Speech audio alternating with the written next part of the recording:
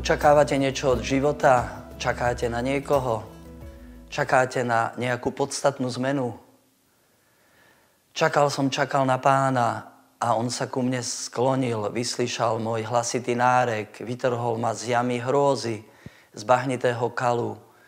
Do úst mi vložil pieseň novú, chválospev nášmu Bohu. Takto to píše žalmista v 44. žalme a chcem povedať, že takto som to prežil a prežívam aj ja. Tá najdôležitejšia udalosť v mojom živote je vlastne to, že som mohol stretnúť Ježiša Krista, objaviť jeho lásku a prijímať od neho život.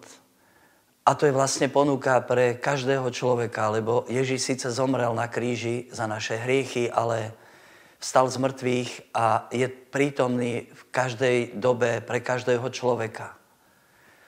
Ako sa možno k tomu dopracovať, alebo čo preto urobiť, ako to môžeme ponúknuť iným.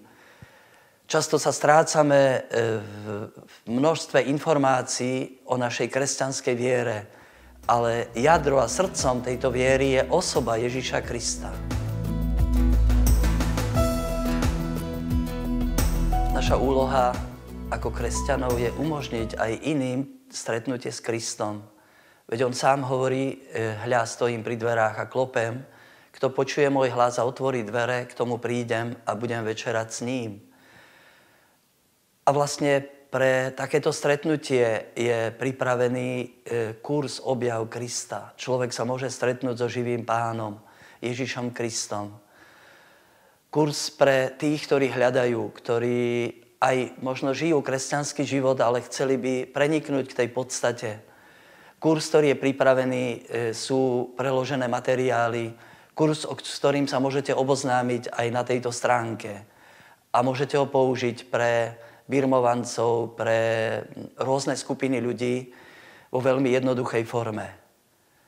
Vyprosujeme milosť Ducha Svätého, požehnanie a takú odvahu výjsť možno z nášho rutinného života a ponúknuť ľuďom to, čo ovplyvní život nielen tu na zemi, ale aj pre celú večnosť.